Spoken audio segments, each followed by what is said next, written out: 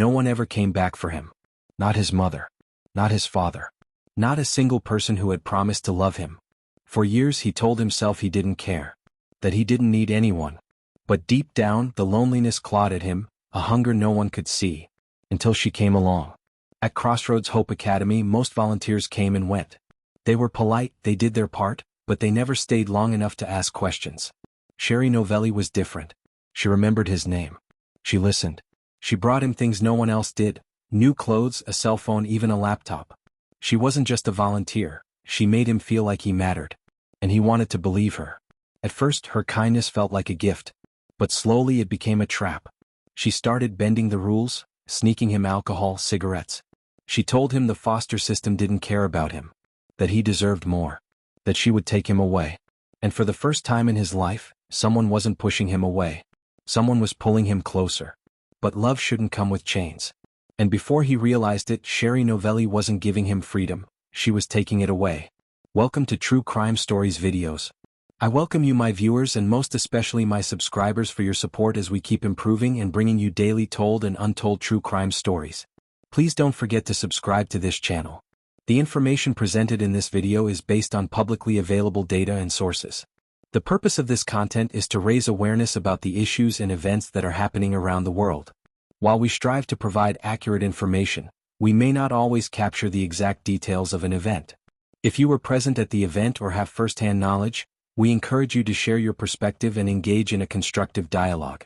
Our goal is to spark meaningful conversations and raise awareness, not to spread misinformation. Loneliness makes people do things they never thought they would. It makes them trust the wrong people. It makes them hold on to things that aren't real, because sometimes, even a lie feels better than being alone. For a boy who had spent his life watching people walk away, Sherry Novelli was the first person who stayed. She didn't just visit, she made him feel special. While other volunteers saw him as just another troubled kid in the system, she saw something more. She asked about his dreams. She remembered his birthday. She told him he was smart, that he had potential. And for the first time in years, he believed it. Then came the gifts. A phone so they could talk whenever he needed her. A laptop so he could learn outside of the foster home. A bank account because she said he needed to be independent. No one had ever done things like this for him. No one had ever invested in him like she did. And that's how she won his trust. At first, no one noticed. The staff at Crossroads Hope Academy were used to volunteers forming connections with the kids. But this was different. He stopped talking to others. Stopped asking for things. If something upset him, he didn't go to the counselors, he went straight to her. And when she left for the day, he was different. Restless. Agitated. Waiting for her next visit.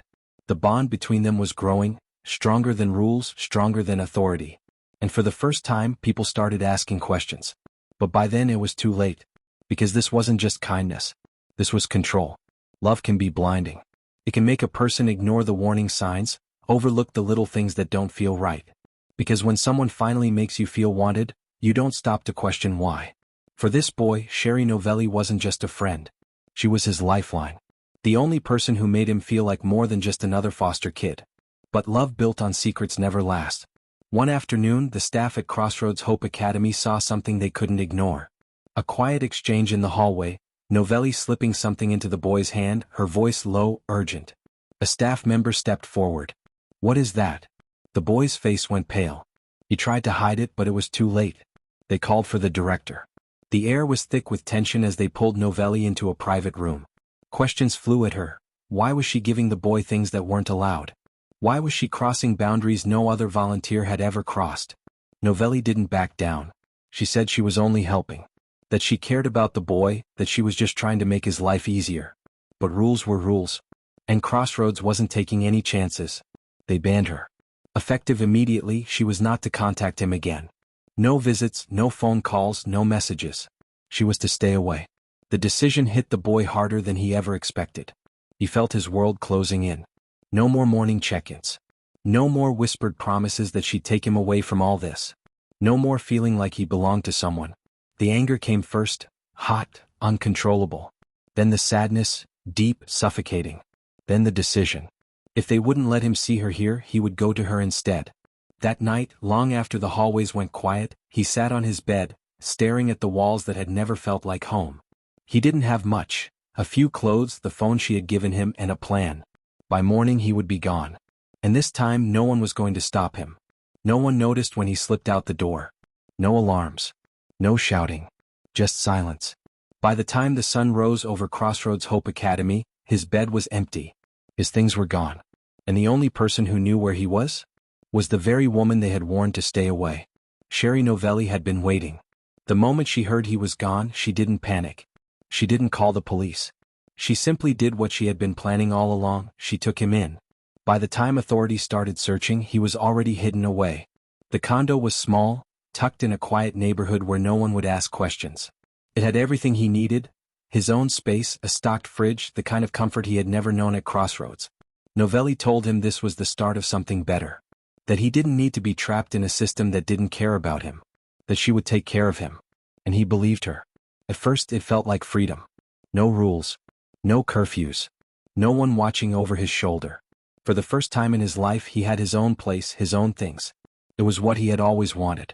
But something wasn't right. She didn't just take him in, she kept him hidden. She told him not to go outside too much, not to talk to anyone. If someone knocked on the door, he wasn't supposed to answer. If he needed something, she would get it for him. It didn't feel like a home. It felt like a cage. And slowly the walls started closing in. Because love should never come with chains. For days the search grew more desperate. A missing boy. A woman with a history of bending the rules. A connection that had been raising red flags for weeks. At first, it seemed like just another runaway case. Kids in the system went missing all the time. Some were found within hours, others disappeared for good. But this was different. This boy hadn't just vanished. He had been taken. Authorities started digging. The more they looked into Sherry Novelli, the clearer the picture became. This wasn't a woman who had simply grown too attached. This was someone who had been planning something much bigger, much earlier than anyone had realized. Her visits to Crossroads had never been casual. She had been building a life for him in secret. They found bank records, accounts in his name, paid for by her. They found purchases, a phone, a laptop, all the things a boy would need if he wanted to live on his own. And most chilling of all, they found something missing. For all the effort she had put into claiming him as her own, she had never once filed for legal adoption. There were no forms, no applications. Nothing. Because she never wanted to do things the right way. She wanted him on her terms, under her control. The search grew wider. Flyers went up. Calls poured in. But no one had seen him. Until a small lead came through. A car. Parked in a quiet area in Venice, Florida. Detectives arrived, uncertain of what they would find. And there, inside the car, was the missing boy. Alone. Waiting. He wasn't scared. He wasn't running. He was just sitting there like someone who had been told to stay put. Someone who believed they had nowhere else to go. When they asked him where Novelli was, he simply pointed down the street. She was at a dentist appointment. She hadn't even tried to run. Because in her mind, she had done nothing wrong. But the law thought differently. And as officers closed in, one thing became painfully clear. This was never about helping him. It was about keeping him. The moment they opened the car door, the boy looked up. He didn't fight. He didn't run. He just stared at them as if he had already made peace with whatever was coming next. And then, for the first time in days, he spoke. "Did you find her?" They had. A few blocks away, Sherry Novelli sat in a dentist's chair, unaware that the world she had built around this boy was about to come crashing down. The moment she walked outside, she was met with flashing lights, waiting officers, and questions she wasn't ready to answer. For the first time, she had lost control. Both were taken into custody. The boy tired, silent, confused. Novelli calm, almost defiant.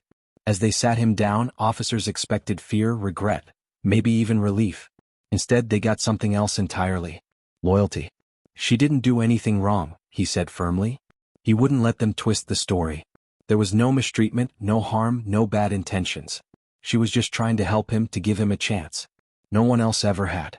But authorities saw things differently. This wasn't kindness, it was control. This wasn't a rescue, it was manipulation. As they the world moved on. The headlines faded. But for the boy at the center of it all, nothing would ever be the same. Sherry Novelli walked out of jail, released on bond. No handcuffs. No locked doors. Just the quiet weight of the choices she had made. But for him, there was no release. His life had already been unstable, a cycle of homes, caseworkers, and broken promises. And now he was left with more questions than answers. Where would he go? Who would fight for him now? He had trusted her. Believed she saw something in him that no one else did. And maybe, in some way she had. But trust built on secrecy and control was never real trust at all. Sheriff Bill Prummel didn't hold back. This was not motherly, he said. This was harmful. Because a mother doesn't take a child and hide him away. A mother doesn't make him choose between love and freedom. A mother lets him grow even if it means letting him go. But Novelli hadn't done that. And now she had left behind a boy who had already lost too much. His future was uncertain. Would he go back into the system? Would he run again? Or would he find someone who truly had his best interests at heart? No one knew. But one thing was certain, what had seemed like kindness was something far more complicated. And sometimes, even the gentlest hands can do the most damage.